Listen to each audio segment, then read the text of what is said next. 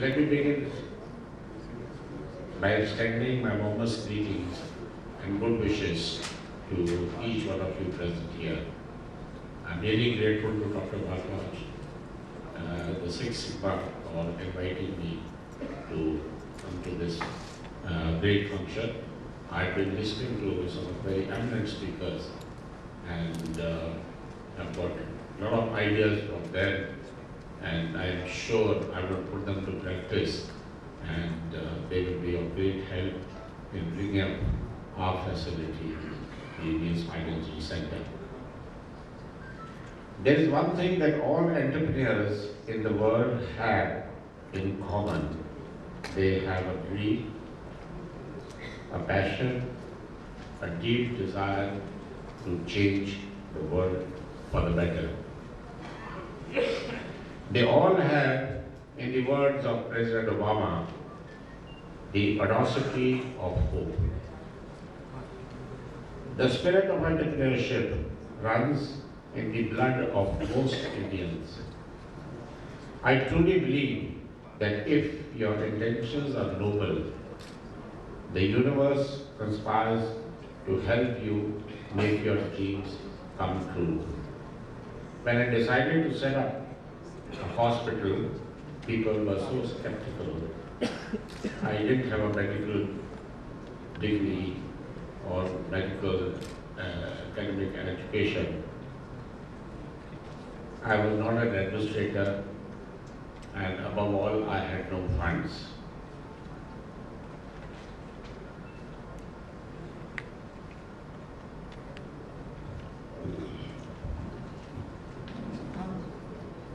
All I had was a dream and determination to succeed. You need faith in yourself, perseverance, patience, and a pioneering spirit. A willingness to take risks and do something never done before, an ability to see a need and fulfill it. I reached out to the top, to the Prime Minister of India and the Prime Minister of Italy for helping my project. I was able to get the necessary support, the land from Government of India and $10 million from the Italian government.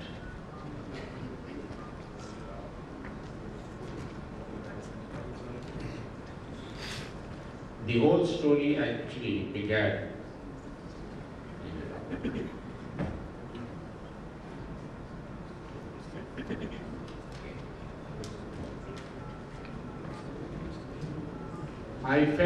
I feel today also that no human being deserves to feel that life is no longer worth living.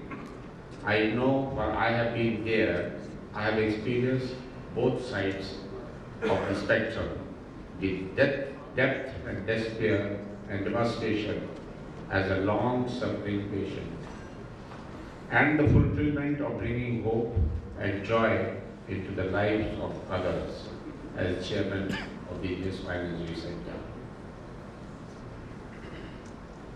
My life has been a long journey of extreme ups and downs, of hope and despair, of aspirations and achievements. Every experience has taught me a valuable lesson and helped me shape my philosophy of life. I am often asked how I felt on the summit of Everest on 29th May 1965 when I reached the top.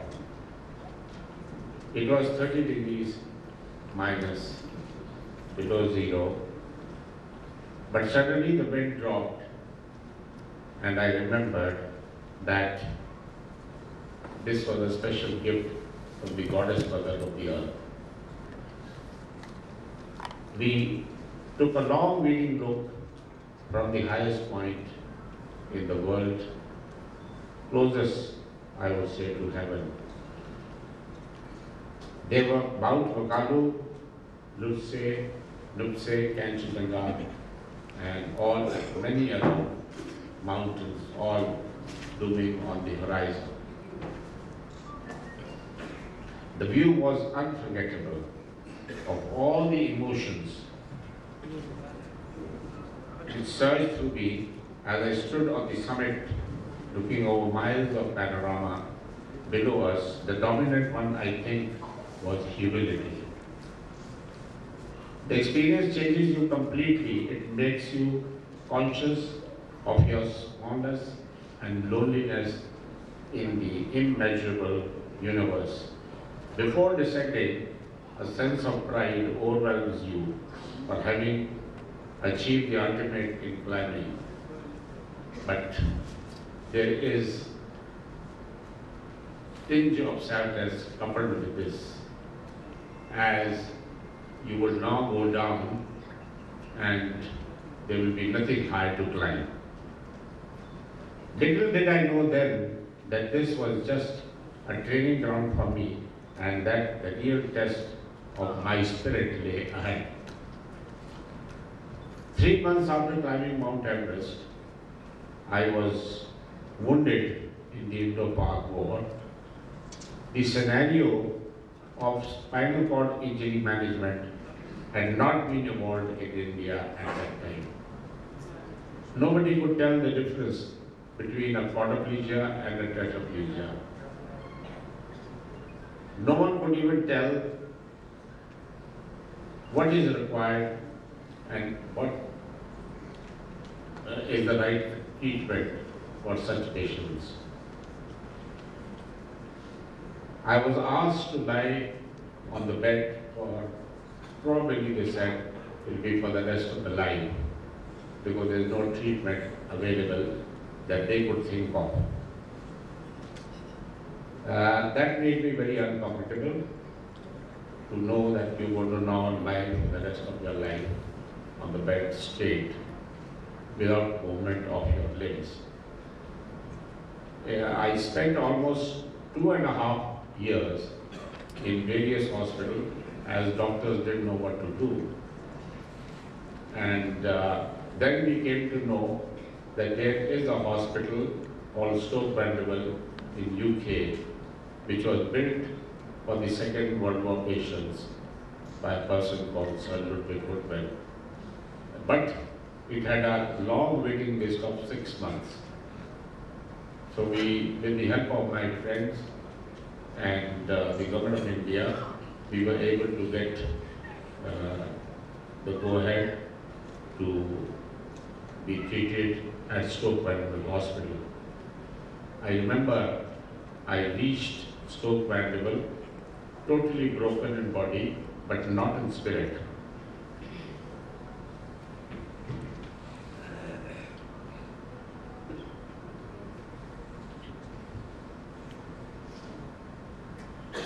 It was a life-changing experience for me.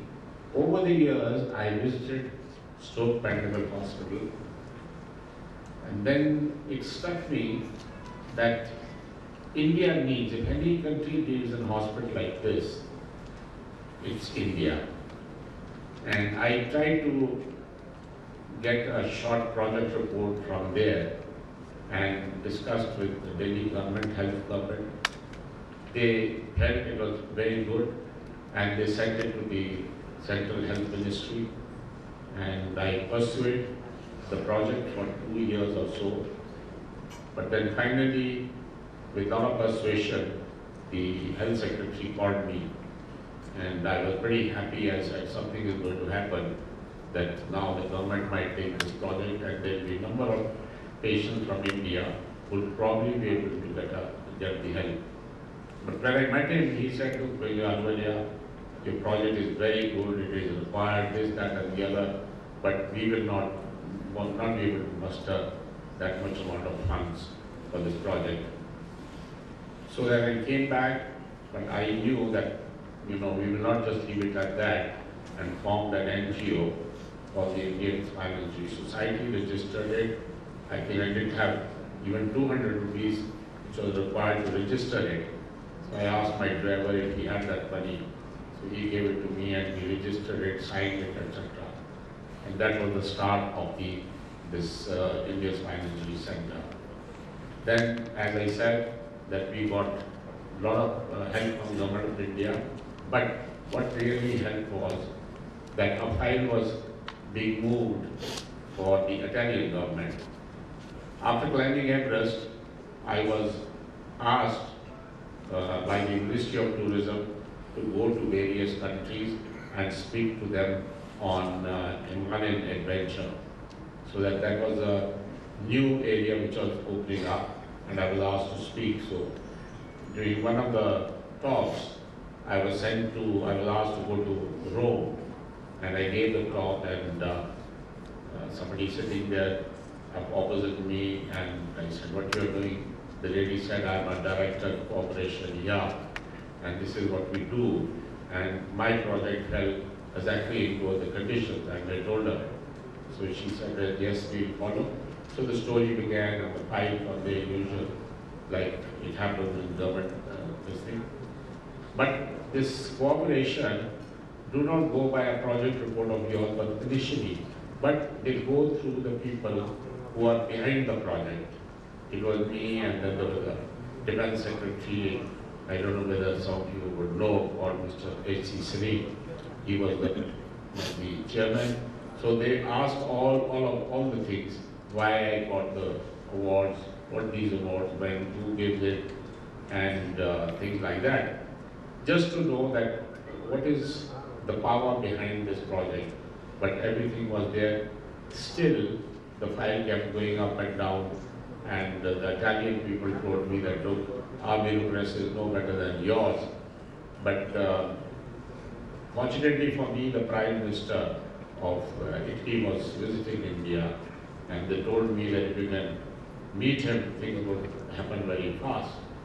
But how to get meeting from him? I went to the Indian MEA. They said, look, it is a thing which should be protected from Rome.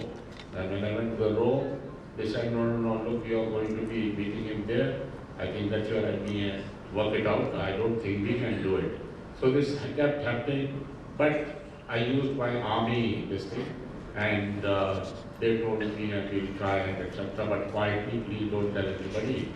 And then finally, I got a call saying that tomorrow the Prime Minister will be leaving at 8:30. He was staying in the President's house. So if you come, we will not take you. If we stand while going, we'll put you in the lobby. He's going to pass from there. Everything will be fine. Otherwise, I'm sorry, but we can't take you inside for a special meeting. So I was there early morning, and then sure enough, at this time, the door opened. The Prime Minister, Mr. Jyoti, walked in, and he walked straight into me. I made sure that I kept looking at him, eye-to-eye contact. So then he said, yes, I know Ahluwalia, you climbed Everest, you written a book, because he was a good writer. And well, he said, look, what we can do is that within 15 days, I will fix up a meeting in Rome itself, and if you can come there, things will happen. So then I went there, and we met him there, so that the result is the Indian Spinal Center grant, a lot of grant from the Italian University.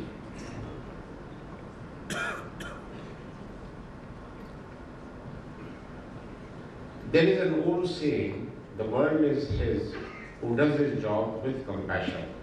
Compassion is the most powerful human emotions.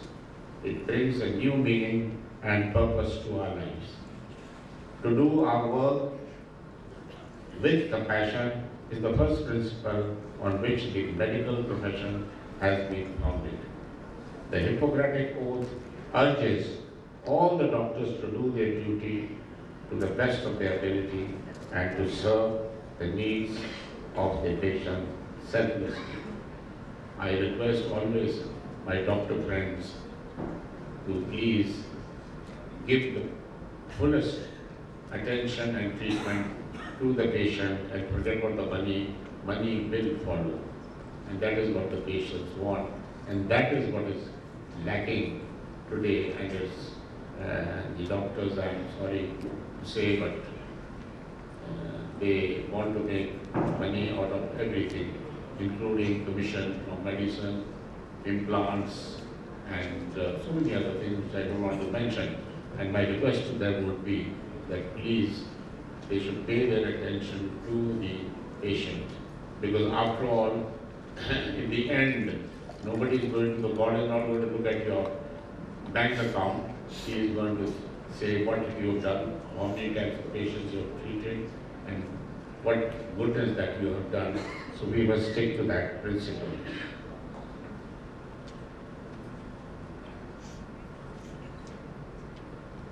I would like to share a quote from the teachings of Guru Nanak, a guiding principle I have based my life on. Man niva, mat ruchi. Bow down and be humble, but allow your thinking to be of the highest order. I will end up with the last quote now. As I look back at life, it is nothing but power of the mind that matters the most. Each man carries within himself his own mountain with its cliffs, crevices, and cheerful falls, which he must climb to attain a fuller knowledge of himself. The physical act of climbing a mountain has a kinship with an ascent of that inward spiritual mountain which every man has to climb sometime or the other. Scaling Mount Everest and setting up of the Indian Spinal Injury Center has taught me a powerful truth. Life is all about conquering the other summit, the summit of the mind. Thank you. Thank you very much. Big round of applause. It's very inspiring. Thank you once again. I would request Dr. Pradeep Bharadwaj, present a memento to HPS Ahluwalia. I would also request Major General S.P. Akali to assist Dr. Bharadwaj in presenting a memento to Major HPS Ahluwalia. It indeed has been an honor to have you with us, and it was a total pleasure listening to your story. Thank you for being with us, sir.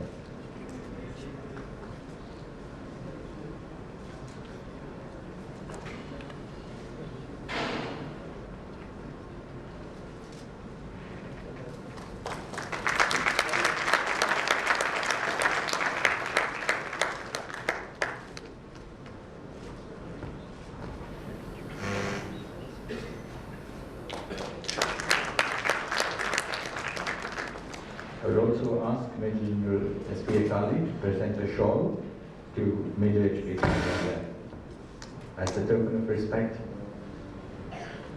and for the warmth that he has extended by coming to this august gathering.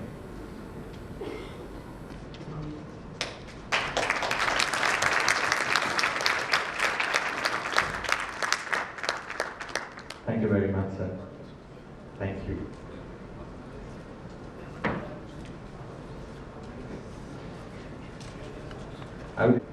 And discussed with the Delhi government, health government. They felt it was very good and they sent it to the Central Health Ministry, and I pursued the project for 2 years or so. But then finally, with our persuasion, the health secretary called me, and I was pretty happy. I said something is going to happen, that now the government might take this project and there will be a number of patients from India will probably be able to get the help. But when I met him, he said, look, Ahluwalia, your project is very good, it is required this, that and the other, but we will not be able to muster that much amount of funds for this project. So then I came back, but I knew that, we will not just leave it at that and formed an NGO for the Indian Spinal Injury Society, registered it. I think I didn't have even 200 rupees, which was required to register it. So I asked my driver if he had that money. So he gave it to me and he registered it, signed it, etc. And that was the start of this Indian Spinal Injury Center. Then, as I said, that we got a lot of help from Government of India, but what really helped was that a file was being moved for the Italian government. After climbing Everest, I was asked by the Ministry of Tourism to go to various countries and speak to them on Himalayan adventure. So that was a new area which was opening up, and I was asked to speak. So during one of the talks, I was asked to go to Rome, and I gave the talk, and somebody sitting there opposite me, and I said, "What you are doing?" The lady said, "I'm a director of operation here, and this is what we do." And my project fell exactly into the conditions, and I told her. So she said that yes, we follow. So the story began, and the file for the usual, like it happens in government, this thing. But this cooperation do not go by a project report of yours, but initially, but they go through the people who are behind the project. It was me, and then there was a defense secretary. I don't know whether some of you would know, or Mr. H.C. Sri. He was the chairman. So they asked all the things, why I got the awards, what these awards, when, who gives it, and things like that. Just to know that what is the power behind this project. But everything was there. Still, the file kept going up and down, and the Italian people told me that, look, our bureaucracy is no better than yours. But fortunately for me, the Prime Minister of Italy was visiting India, and they told me that if you can meet him, things would happen very fast. But how to get meeting from him? I went to the Indian MEA. They said, look, it is a thing which should be protected from Rome. And when I went to the Rome, they said, no, look, you are going to be meeting him there. I think that your MEA work it out. I don't think we can do it. So this kept happening, but I used my army, this thing, and they told me that we'll try and etc. But quietly, please don't tell anybody. And then finally, I got a call saying that tomorrow the Prime Minister will be leaving at 8:30. He was staying in the President's house. So if you come, we will not take you. If we stand while going, we'll put you in the lobby. He's going to pass from there. Everything will be fine. Otherwise, I'm sorry, but we can't take you inside for a special meeting. So I was there early morning, and then sure enough, at this time, the door opened. The Prime Minister, Mr. Jyoti, walked in, and he walked straight into me and made sure that I kept looking at him, eye-to-eye contact. So then he said, yes, I know Ahluwalia, you climbed Everest, you read the book, because he was a good writer. And well, he said, look, what we can do is that within 15 days, I will fix up a meeting in Rome itself, and if you can come there, things will happen. So then I went there, and we met him there, so that the result is the Indian Spinal Center grant, a lot of grant from the Italian Ministry.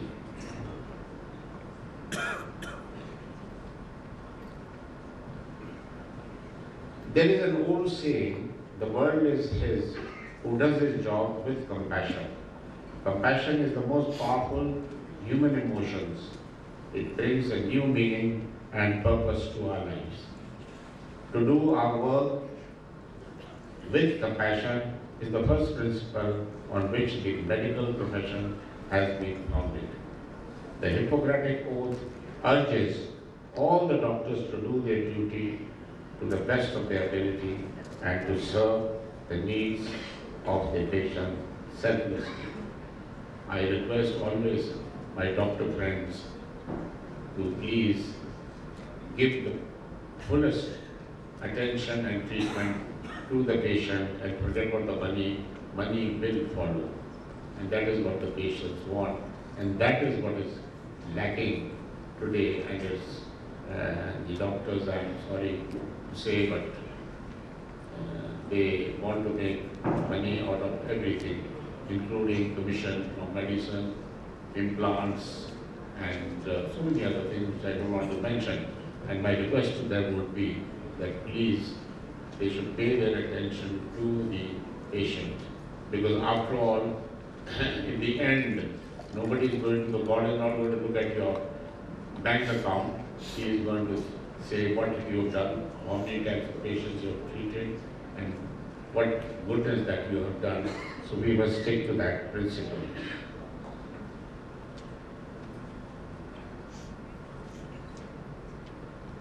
I would like to share a quote from the teachings of Guru Nanak, a guiding principle I have based my life on. Man niva matuchi. Bow down and be humble, but allow your thinking to be of the highest order. I will end up with the last quote now. As I look back at life, it is nothing but power of the mind that matters the most. Each man carries within himself his own mountain with its cliffs, crevices, and cheerful falls, which he must climb to attain a fuller knowledge of himself. The physical act of climbing a mountain has a kinship with an ascent of that inward spiritual mountain which every man has to climb sometime or the other. Scaling Mount Everest and setting up of the Indian Spinal Injury Center has taught me a powerful truth. Life is all about conquering the other summit, the summit of the mind. Thank you. Thank you very much. Good round of applause. It was very inspiring. Thank you once again. I will request Dr. Pradeep Bharadwaj